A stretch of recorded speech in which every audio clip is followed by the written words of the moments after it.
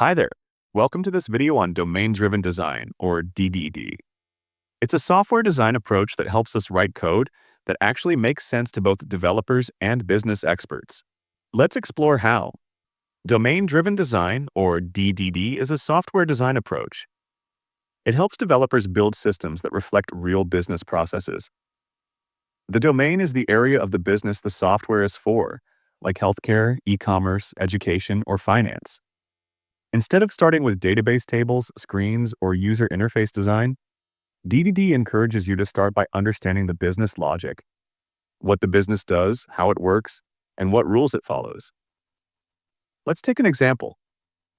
Imagine you're building software for a hospital. Your domain would include things like patients, doctors, appointments, and medical records. DDD encourages you to model your software just like the real-world hospital works.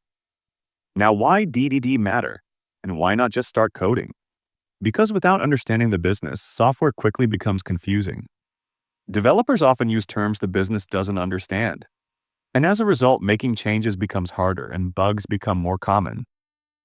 Domain-driven design solves this by aligning your code with real-world business concepts, making everything easier to build, understand, and maintain. So here's the simple idea behind domain-driven design. Understand the real-world domain. Use that understanding to shape your code. And most importantly, keep communication clear between developers and business people. That's the essence of domain-driven design. Now we will look at the core concepts of domain-driven design. First, let's talk about entities. An entity is an object that has a unique identity. Its identity stays the same, even if other data changes. For example, a patient with ID number 456 is still the same person, even if their name or address changes. Entities are important when you need to track something over time. Next is the value object. Unlike entities, value objects have no identity. They're only known by their values. For example, an address. If two addresses have the same street and city, they're considered the same. Also, value objects are immutable, meaning their values don't change after creation. Next is aggregate. An aggregate is a cluster of related entities and value objects. It has a root entity called the aggregate root that controls access. Example, order equals the order entity plus its order items.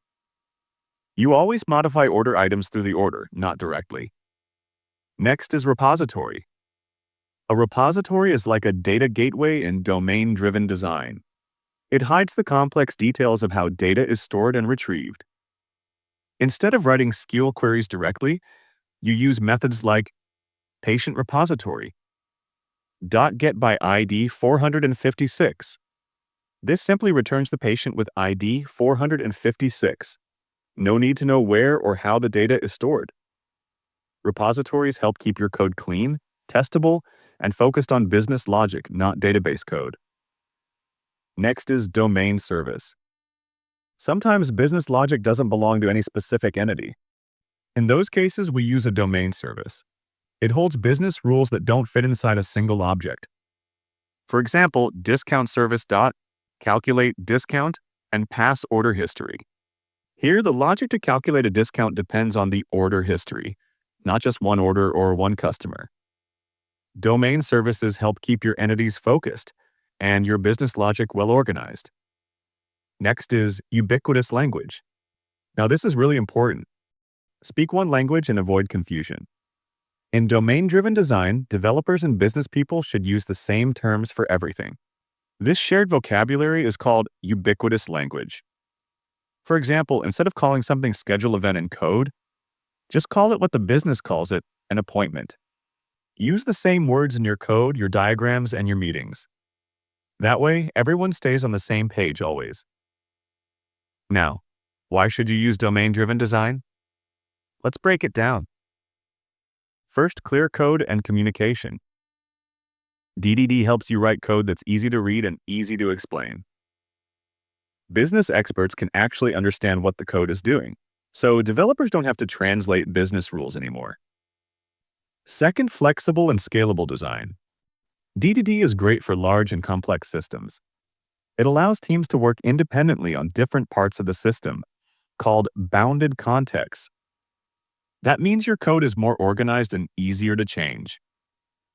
In short, DDD helps your software stay clean, connected to the real world, and ready for growth. Let's quickly review what we've learned. Domain-driven design puts the business first and the code second. Instead of jumping straight into coding, DDD encourages you to understand how the business actually works. Then you build your system to match that real-world understanding. Here are the core building blocks of DDD. Entity, something that has a unique identity over time. Value object. A simple object that represents a concept, like money or address. Aggregate, a group of related objects treated as one unit.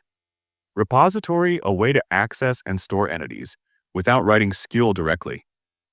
Domain service holds business logic that doesn't naturally fit in an entity. Ubiquitous language shared vocabulary used by both developers and business people. When used well, these concepts lead to better design, clearer communication, and scalable software. Remember, DDD is not about writing more code. It's about writing the right code that truly reflects the business. If you found this video helpful, don't forget to like, share, and subscribe for more easy-to-understand tech videos. Got questions or want to see real-world examples of DDD? Drop a comment below. I'd love to hear from you. Thanks for watching, and I'll see you in the next video.